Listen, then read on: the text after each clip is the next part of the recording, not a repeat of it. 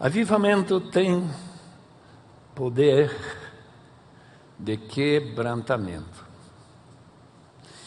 Naquele avivamento de Wheaton College, 65 anos atrás, ninguém podia deixar de notar que orgulho deu lugar para o quebrantamento. Quebrantamento, Salmo 51, 7 em diante. Purifica-me com hisopo, ficarei puro. Lava-me o mais branco do que a neve serei. Faz-me ouvir de novo júbilo de alegria. E os ossos que esmagaste exultarão. Não sei como que osso exulta, mas exulta. Esconde o rosto dos meus pecados e apaga todas as minhas iniquidades.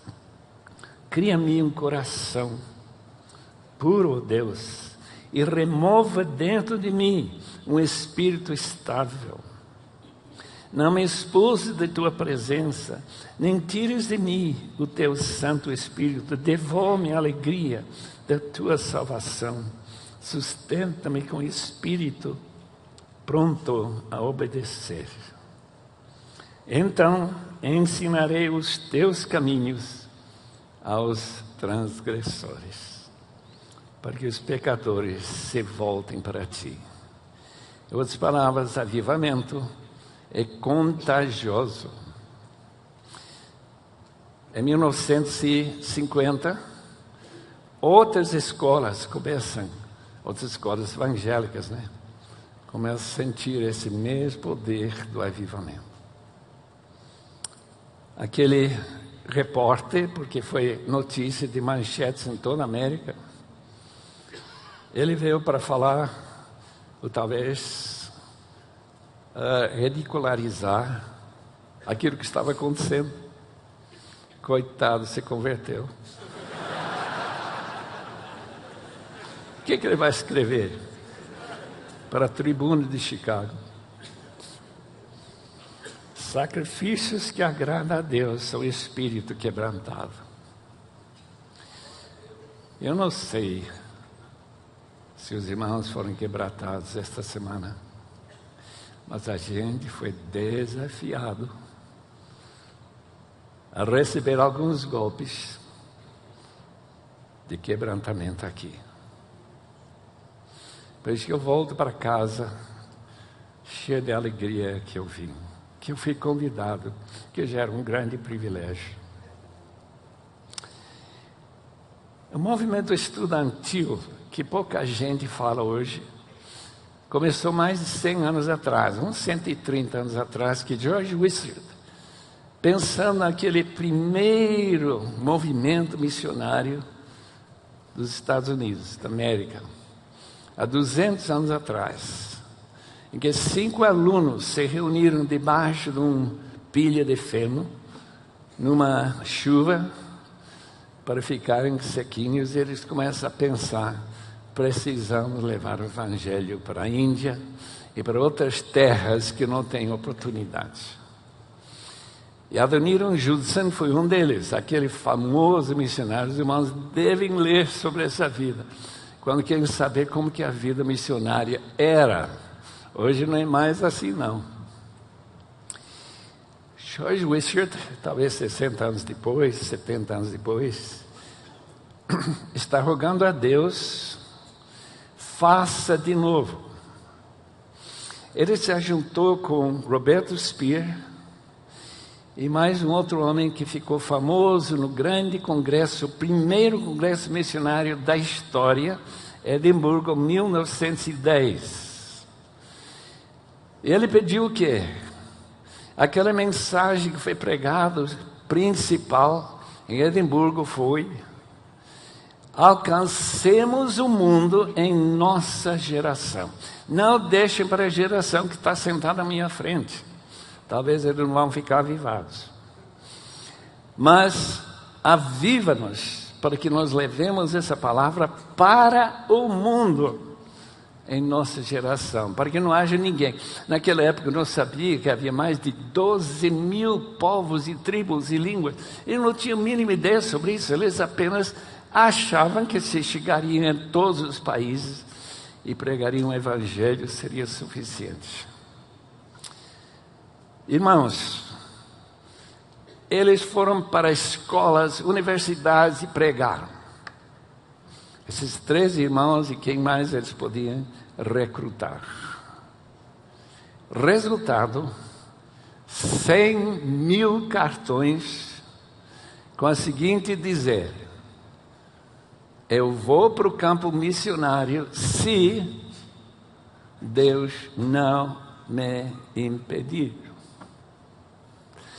Daqueles 100.000, se conta o movimento maior missionário que já houve em toda a história. 20.500 missionários saíram de Inglaterra, de Alemanha, dos Estados Unidos, para levar o evangelho há mais de 100 anos atrás.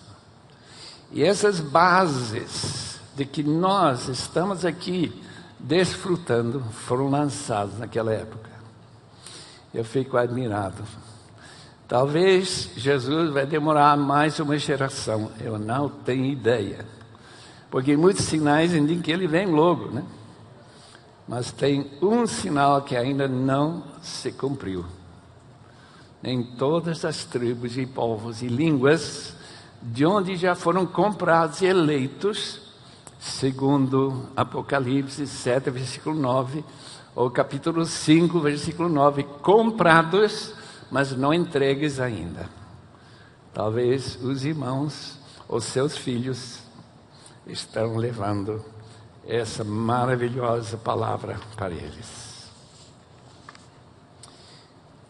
O Richard Owen Roberts acredita que avivamento pode ser individual, pode ser de uma igreja, pode ser de uma região.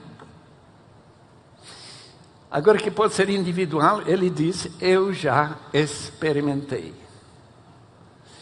Quando eu penso na minha própria vida, eu não posso dizer que já experimentei um avivamento. Pelo menos não no sentido, nos moldes que normalmente se imagina. Eu nem fiquei naquela fila. Eu estou meio triste por causa disso. Eu não posso dizer para os irmãos, eu saí da galeria, ficou lá na fila.